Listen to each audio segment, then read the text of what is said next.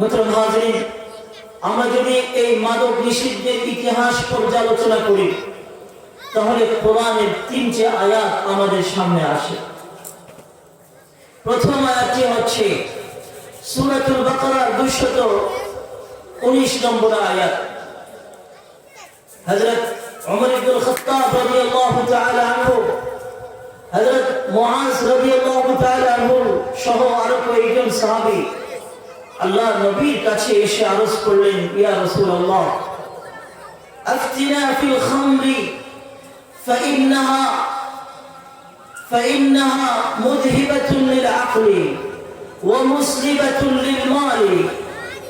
ইয়া রাসূলুল্লাহ, আপনি আমাদেরকে নেশা, খামর, মাদক সম্পর্কে ফতোয়া দিন, কারণ এই মাদক মানুষের আকলকে উড়িয়ে দেয়, মানুষের সম্পদ নষ্ট করে। এটার পক্ষে কোনো যুক্তি থাকতে পারে না, সমাজে এটার বৈধতা থাকতে পারে না।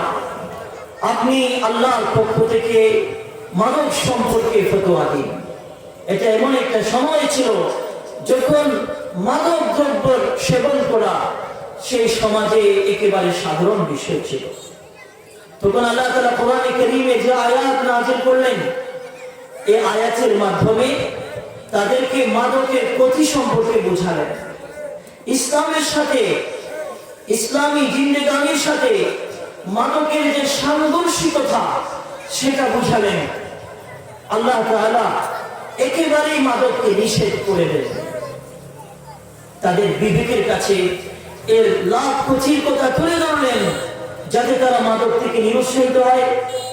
ফলাফল ছিল এই যে অনেক সাহাবী এই মাদক থেকে ফিরে এসেছে। তখনও কিন্তু অবৈধ ঘোষণা করা হয়নি। আল্লাহ রাব্বুল ইজ্জত সূরাতুল বাকারার 219 নম্বর আয়াতে ঘোষণা করেন, ইয়াসআলুনাকা আনিল খামরি ওয়াল মাইসির কুল ফীহিমা ইথমুন কাবীরুন ওয়া মানাফিউ লিন-নাস ওয়া ইথমুহুমা আকবারু মিন নাফইহিমা। আল্লাহ রাব্বুল ইজ্জত বলেন, আপনার কাছে আপনার সাহাবীরা খামর এবং মাইসির সম্পর্কে প্রশ্ন করে, তারা আপনার কাছে মাদক এবং জুয়া সম্পর্কে জানতে চায়। এই যে মাদক সেবন করা এবং জুয়া খেলা জাহেলিয়া যুগ থেকে তাদের সমাজে যেগুলো চলে আসছিল, আজকে যখন তারা ইসলাম পেয়েছে, ইসলামের শিক্ষাকে ধারণ করতে পেরেছে, ভালো মন্দের মধ্যে ফরক যখন তারা বুঝতে পেরেছে, এমন সময় এসে তাদের নিজেদের মধ্যে মাদক আর জুয়া সম্পর্কে প্রশ্ন সৃষ্টি হয়েছে। কারণ তো তারা আলোর পথে হাঁটে, আলোর পথেই তো তারা চলে। এই আলোর পথে চলতে গিয়ে তাদের চলার পথে যদি কোথাও অন্ধকারের ছাপ দেখা যায় সেটা তো তারা বুঝতেই পারবে। এখন তারা নিজ থেকে আপনার কাছে ফতোয়া চাচ্ছে মাদক আর জুয়া সম্পর্কে। আল্লাহ বলেন, কুল ফীহিমা ইথমুন কাবীরুন ওয়া মানাফিউ লিন-নাস ওয়া ইথমুহুমা আকবারু মিন নাফইহিমা। হে নবী, আপনি তাদেরকে বলে দিন, এই মাদক এবং জুয়ার মধ্যে তাদের অনেক ক্ষতি রয়েছে, আবার এতে তাদের কিছু লাভও আছে। ক্ষতি কি? এই ক্ষতি হলো মাদক মানুষকে মাতাল করে দেয়, তার বিবেক বুদ্ধিকে উড়িয়ে দেয়, তার মর্যাদা সম্মানকে ক্ষুণ্ণ করে।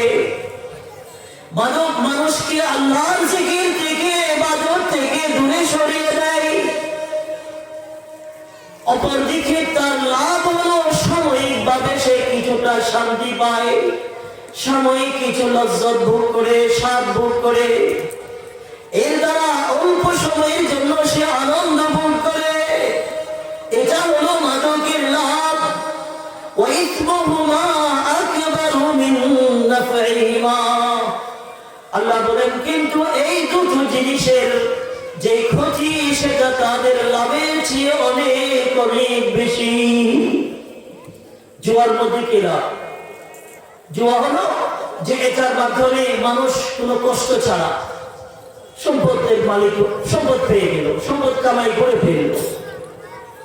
এটা বাহ্যিকভাবে এটা লাভ, কিন্তু এর ক্ষতি তার চেয়ে অনেক বেশি। এখন কোরআনে কারীমে আল্লাহ তাআলা বলেছেন, লা তাকুলু আমওয়ালাকুম বাইনাকুম বিল বাতিল, তোমরা একে অপরের সম্পদ অন্যায়ভাবে ভোগ করবে না।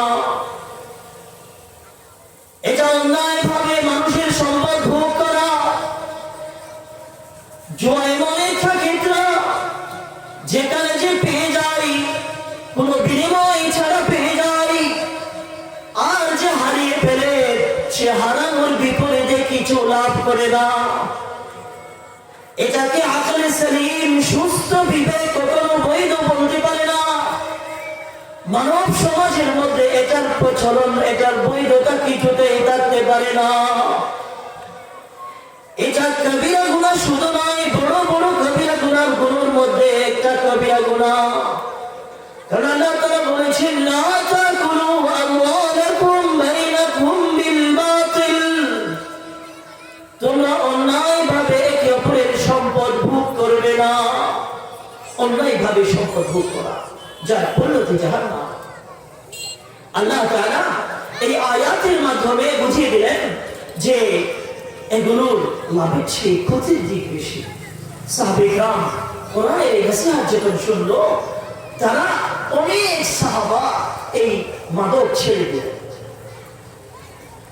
এরপরের ঘটনা, হযরত আব্দুর রহমান বিন আউফ রাদিয়াল্লাহু তাআলা কিছু সাহাবীকে ঘরে দাওয়াত করলেন, তাদেরকে খাওয়ালেন। খাবারের পর তাদেরকে মদ খেতে দিলেন।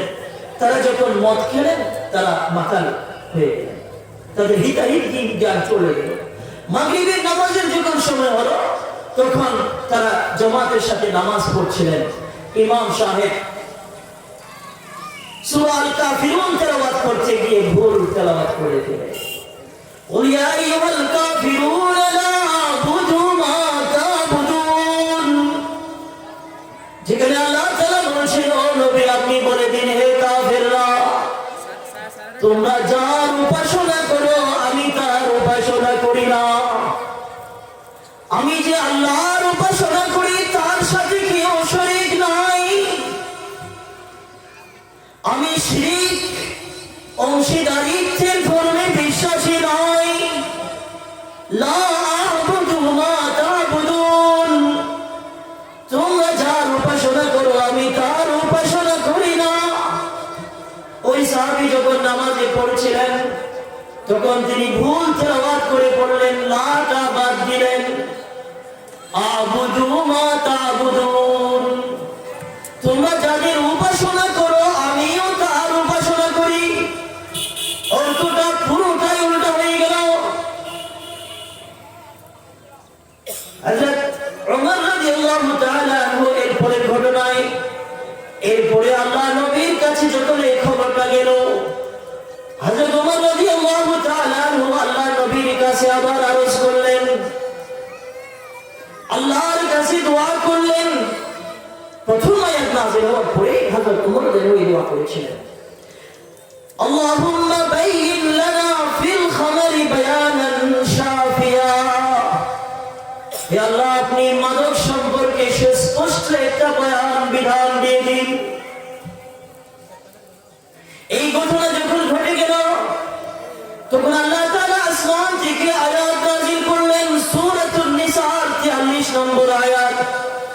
আল্লাহ তাআলা বললেন, ইয়া আইয়ুহাল্লাযীনা আমানু লা তাকরাবুস সালাতা ওয়া আনতুম সুকারা হাত্তা তা'লামু মা তাকুলুন। আল্লাহ বললেন, ও ঈমানদাররা, তোমরা নেশাগ্রস্ত অবস্থায় নামাজের কাছেও যেও না। নামাজ তো পড়া যাবে না, নামাজের কাছেও যাবে না, মসজিদেও যাবে না। নেশাগ্রস্ত অবস্থায় মসজিদে প্রবেশ করাও নিষেধ। সাহাবায়ে কেরাম দেখলেন যে আল্লাহ তাআলা গেলেন। তখন তারা কি করলেন, রাতের বেলায় এশারের নামাজের পরে তারা মদ খেতেন, যারা খেতেন, কারণ এই আয়াত নাযিল হওয়ার পর অধিকাংশ সাহাবী মদ খাওয়া ছেড়ে দিয়েছেন। খুব কম সংখ্যক লোক মদ খেতেন, সেটা এশারের নামাজের পর। আবার জোহরের সময় হওয়ার আগে আগে পরিপূর্ণভাবে তাদের মাদকাসক্তি, মাদকের কারণে তাদের যে বিভ্রট সেটা চলে যেত। আল্লাহ তাআলা এই আয়াত যখন নাযিল করলেন, অধিকাংশ সাহাবী মাদক সেবন করা ছেড়ে দিলেন। এরপরে তৃতীয় ঘটনা, হযরত ইকবাল বিন মালিক রাদিয়াল্লাহু তাআলা আনহু কিছু সাহাবীকে দাওয়াত দিলেন। তাদের মধ্যে সাদ বিন আবি ওয়াক্কাস ছিলেন। তারা যখন মদ খেলেন, মাতাল হয়ে গেলেন, এরপরে তারা কিছু কবিতা পাঠ করছিল, কবিতা পড়াপড়ি করছিল। হযরত সাদ রাদিয়াল্লাহু তাআলা আনহু তার কিছু কবিতার মাধ্যমে আনসারীদের দুর্নাম করেছিল মাতাল অবস্থায়। এখন একজন আনসারী সাহাবী তিনি রেগে গেলেন, তিনি একটা হাড্ডি পেলেন, উটের চোয়াল, এই হাড্ডি দিয়ে হযরত সাদের মাথায় আঘাত করলেন। হযরত সাদের মাথা ফেটে গেল। আল্লাহ নবীর কাছে বিচার নিয়ে গেলেন। অপরদিকে হযরত ওমর ইবনুল খাত্তাব রাদিয়াল্লাহু তাআলা আনহু আল্লাহর কাছে দোয়া করলেন, আল্লাহুম্মা বায়্যিন লানা ফিল খামরি বায়ানান শাফিয়া।